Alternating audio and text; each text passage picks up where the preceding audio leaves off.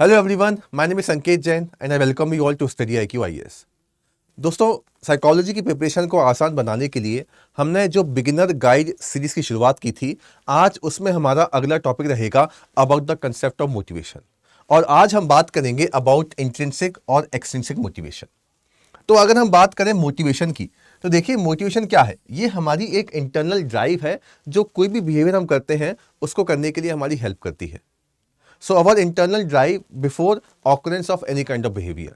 और सामान्य या सिंपल तरीके से हम बोलें तो मोटिवेशन ही हमारे अंदर की और बाहर की वो एनर्जी है जो हमें किसी भी टारगेट पर चलने के लिए, किसी भी टारगेट पर फोकस करने के लिए, और अगर उस टारगेट पर चलते चलते अगर हम कभी रुक गए तो वापस से उठने के लिए शक्ति देती है। इस वजह से मोटिवेशन को समझना बहुत इंपॉर्टेंट है और मोटिवेशन का होना हमारी ज़िंदगी में बहुत इंपॉर्टेंट है। तो आज हम इसकी दो कैटेगरी को समझेंगे। पहला होता है इंट्रिंसिक और दूसरा होता है एक्सट्रिंसिक। दोनों का ही होना बहुत इंपॉर्टेंट होता है, लेकिन generally with the help of research ये बताया गया है कि इंट्रिंसिक मोटिवेशन अगर आपके अंदर है तो आप लॉन्ग टर्म में सक्सेसफुल हो सकते हो।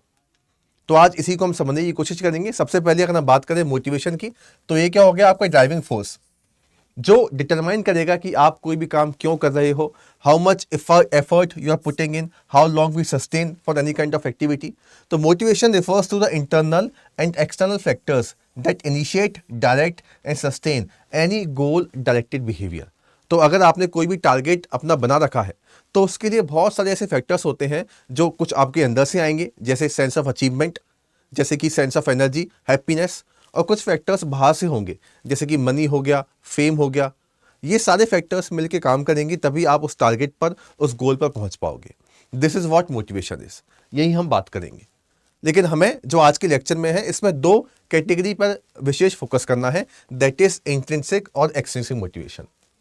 तो अब ध्यान दीजिए, जब मोटिवेशन का कंसेप्ट इमर्ज हो रहा था तब इंट्रिंसिक और एक्सट्रिंसिक के बारे में बातें नहीं होती थी। जब ये कंसेप्ट इमर्ज हो जाता, इमर्ज होने वाला था, तो उस टाइम पर आप देखिए बिहेवियरिस्टिक और जो बायोलॉजिकल स्कूल्स थे वो बहुत फेमस हुआ करते थे। तो शुरुआत की जो थ्योरीज थी about the concept of motivation वो कौन कौन सी थी, जैसे कि एक हमारी होती है ड्राइव थ्योरी, एक हमारी होती है अराउजल थ्योरी, एक हमारी होती है इंसेंटिव थ्योरी। ठीक है, ये हमारी कुछ थ्योरीज होती हैं जो शुरुआत की थ्योरी होती है जो मोटिवेशन को समझाने की कोशिश करती हैं। ये सारी थ्योरीज आप देखेंगे, ड्राइव थ्योरी हो गया या अराउजल थ्योरी हो गया, इससे पहले एक और थ्योरी आती है इंस्टिंक्ट थ्योरी। ये सारी थ्योरी बात करती हैं कि मोटिवेशन क्या है, कुछ बायोलॉजिकल कंसेप्ट है। हमारे अंदर कुछ इनर ड्राइव होती है, उसकी वजह से हम काम करते हैं। हमारी बायोलॉजी में, फिजियोलॉजी में कुछ दिक्कतें होती हैं, उसकी वजह से हम काम करते हैं। जैसे कि हम इसका एग्जाम्पल लें, जैसे कि मान लीजिए आपको भूख लगी है। तो जब आपको भूख लगी है तो आपकी बॉडी के अंदर कुछ ना कुछ चेंजेस निकल के आएंगे और फिर उस वजह से आप मोटिवेट हो गए खाना खाने के लिए। और एक बार आपने खाना खा लिया, आपका जो भूख, जो हंगर नीड थी आपकी, वो पूरी हो चुकी है, काम खत्म हो गया। तो इस तरीके से नीड को पूरा करने के लिए आपने काम किया, आप मोटिवेट हुए।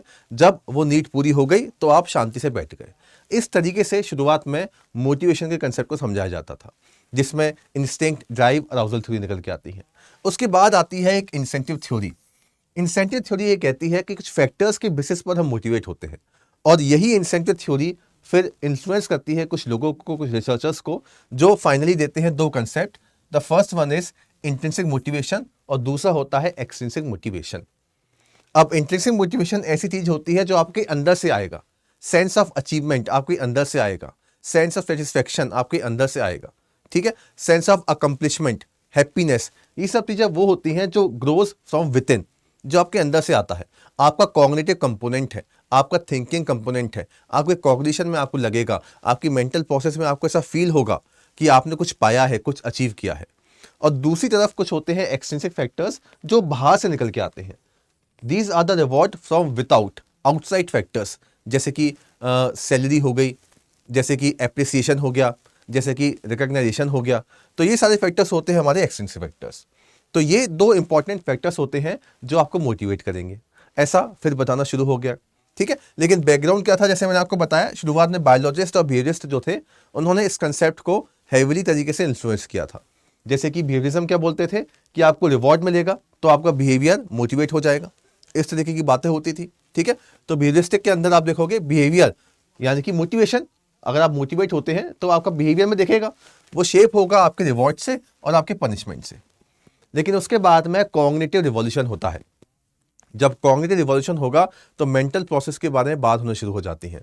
तो उस टाइम पर हमारी थ्योरी निकल के आती है सेल्फ डिटर्मिनेशन थ्योरी, जो बात करती है इंटरनल ड्राइव के बारे में। आप देखोगे इसी से इन्फ्लुएंस होकर जब हम वर्क साइकोलॉजी पढ़ेंगे तो वहां पर भी कुछ थ्योरीज आती हैं मोटिवेशन की, जैसे कि Adam equity model, Bloom expectancy model. तो वो भी क्या होती है, प्रोसेस थ्योरीज ऑफ मोटिवेशन होती हैं, जो हमारी कॉग्निटिव प्रोसेस के बारे में बातें करती हैं। उसके ऊपर भी हम लेक्चर बनाएंगे। तो यहाँ से क्या हुआ, सेल्फ डिटर्मिनेशन थ्योरी का कंसेप्ट निकल के आता है। और ये क्या बात करता है, ये बोलता है कि इंटरनल और एक्सटर्नल दोनों का होना बहुत इंपॉर्टेंट होता है। ठीक है, रेसी एंड डियान का ये मॉडल होता है। ठीक है, तो यहां से हमारे पास दो फैक्टर्स निकल के आते हैं, एक हो गया इंट्रिंसिक और दूसरा हो गया एक्सट्रिंसिक। अगर हम बात करें इंट्रिंसिक फैक्टर्स की, तो ये ऐसे फैक्टर्स हो गए जो आपको इनहेरेंट सेटिस्फेक्शन देंगे, यानी कि आपकी क्यूरोसिटी, ठीक है, आपका कितना कॉम्पिटेंस लेवल है, आप उस काम को कितनी अच्छी तरीके से जानते हो। ठीक है, it is linked to creativity, persistence and wellbeing. On the other hand अगर हम बात करें एक्सट्रिंसिक की, these are based on outcomes not process. ये प्रोसेस नहीं है। Can increase performance but reduce long term engagement if over used. ठीक है, तो आप देखिए, जैसे अभी हम कुछ एक्सपेरिमेंट देखेंगे तो वहां पे आपको समझ में आएगा कि एक्सट्रिंसिक फैक्टर्स जो होंगे वो हेल्प करते हैं, लेकिन लॉन्ग टर्म में अगर कोई भी बिहेवियर आपको सस्टेन कराना है तो इंट्रिंसिक फैक्टर्स का होना बहुत इंपॉर्टेंट है। जैसे मान लीजिए कोई बच्चा है, अगर आप चाहते हैं कि वो पढ़ाई करे और अगर आप चाहते हैं कि उसका ये बिहेवियर निकल के आए, वो डेली स्टडी करना शुरू कर दे, पढ़ाई लिखाई करना शुरू कर दे, और अगर आप उसको सिर्फ रिवॉर्ड देते हो तो लॉन्ग टर्म में चेंज नहीं आ पाएगा। कब तक रिवॉर्ड दोगे, it is not feasible. Reward आपने हटाए तो वापस से पढ़ना बंद कर देगा।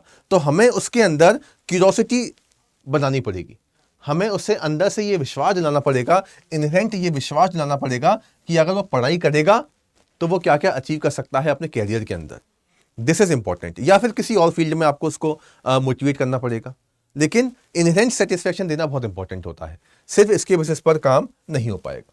तो इस तरीके से इंट्रिंसिक और एक्सट्रिंसिक दो तरीके के कंसेप्ट निकल के आते हैं। You can see over here also, one come from the heart, the another come from the wallet.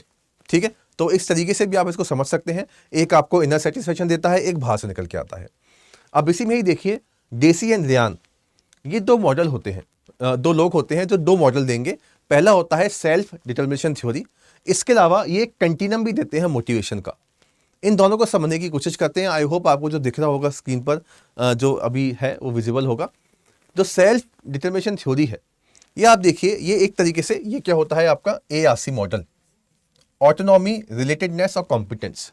ये कहते हैं कि अगर किसी के भी अंदर हमें इंट्रिंसिक मोटिवेशन बनाना है तो उन्हें हमें ये तीन चीजें देना बहुत इंपॉर्टेंट है, कॉम्पिटेंस, ऑटोनॉमी और relatedness. These are the three basic needs of the human being. तो मैस्लो क्या बोलते थे कि बेसिक नीड्स क्या होती हैं, रोटी, कपड़ा, मकान, फूड, शेल्टर। लेकिन ये क्या बोलते हैं कि these are the basic needs. लोगों के अंदर सबसे पहले हमें कॉम्पिटेंस डेवलप करना है, यानी कि लोगों के अंदर हमें स्किल्स डेवलप करनी है, हमें उन्हें इफेक्टिव बनाना है ताकि वो हर एक सिचुएशन से डील कर सके। उनके अंदर कॉम्पिटेंस बनाना है, उनको ट्रेन करना है, उन्हें काबिल बनाना है। ठीक है, ताकि किसी भी टास्क को वो मास्टरी कर सके, अकम्प्लिश कर सके, इतना हमें उन्हें सक्षम बनाना है। दूसरा ऑटोनॉमी, यानी कि आपका कंट्रोल हो आपके बिहेवियर के ऊपर। You can control your behaviour, तभी तो आप मोटिवेटेड रहोगे। अगर आपको लगता है कि आपका बिहेवियर आप कंट्रोल नहीं कर पा रहे, आपका बिहेवियर सोशल मीडिया कंट्रोल करता है, आपका बिहेवियर कोई और इंसान कंट्रोल करता है, तो इससे तो हेल्पलेसनेस आ जाएगी, आपको अंदर से मोटिवेशन आएगा ही नहीं। तो आपका बिहेवियर आपके कंट्रोल में होना बहुत इंपॉर्टेंट है, तभी आप इंट्रिंसिक तरीके से मोटिवेटेड रहेंगे। आप देखोगे आज के टाइम पर क्या हो गया है, हमारा कंट्रोल रहता ही नहीं है हमारे बिहेवियर के ऊपर। ठीक है, हमारा बिहेवियर कौन संभालता है, सोशल मीडिया या कोई और लोग संभालना शुरू कर देते हैं। ठीक है, so this is also you can find, so this is also very important, autonomy. और दूसरा, human is a social animal, relatedness का होना भी बहुत इंपॉर्टेंट है, सेंस ऑफ बिलोंगिंगनेस का होना बहुत इंपॉर्टेंट है। ठीक है, need to have a close affectionate relationship with others. ठीक है, लोगों से बातचीत, कम्युनिकेशन करना, it is very very important. ठीक है, आपको सेंस ऑफ बिलोंगिंगनेस मिलता है, आपकी सेल्फ एफिकेसी बूस्ट होती है जब आप कम्युनिटी के साथ में बातचीत करते हो, उनके साथ उठते बैठते हो। तो इस तरीके से ये होता है आपका ARC मॉडल, जो ऑटोनॉमी, रिलेटेडनेस और कॉम्पिटेंस की बात करेगा। This is the model given by Deci and Ryan. ठीक है, इसके अलावा एक चीज और बताते हैं, ये continuum of motivation.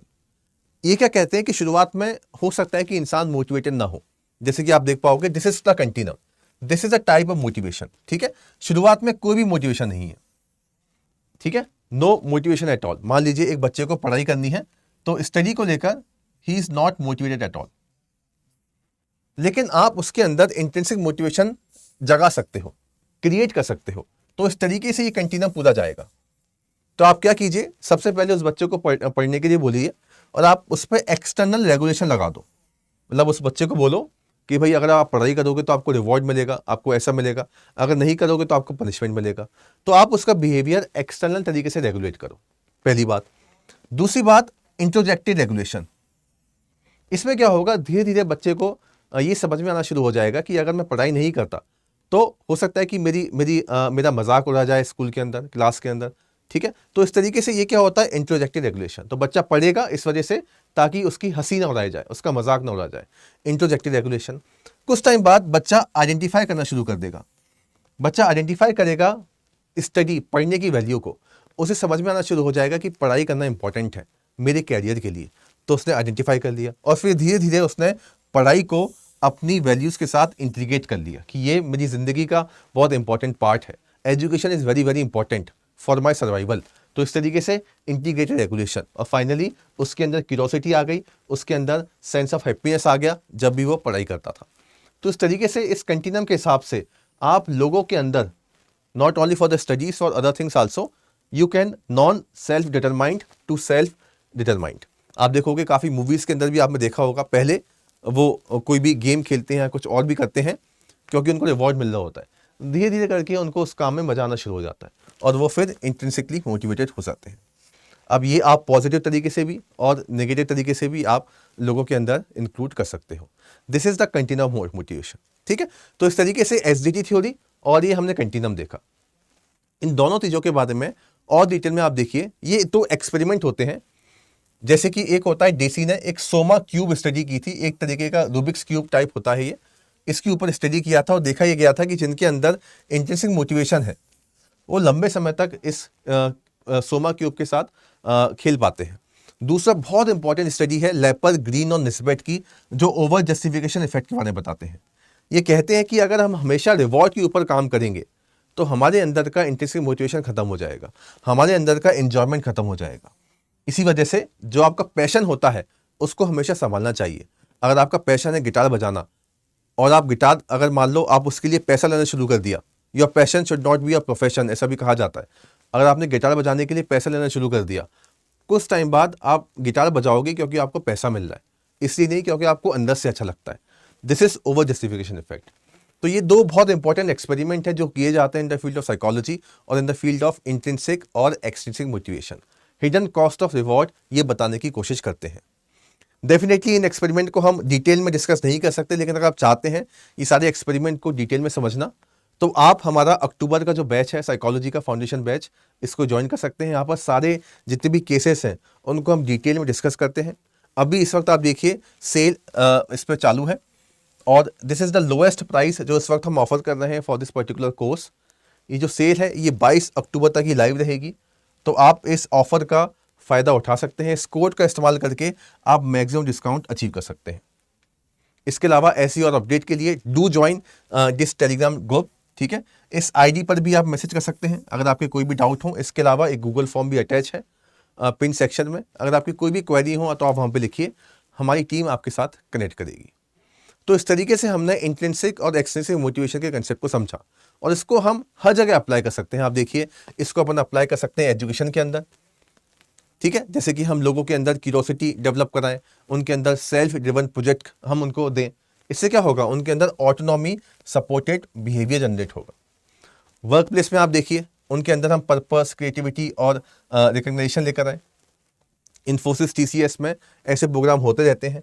In the field of sports also, in the field of health also, सब जगह हम इस कंसेप्ट को इस्तेमाल कर सकते हैं।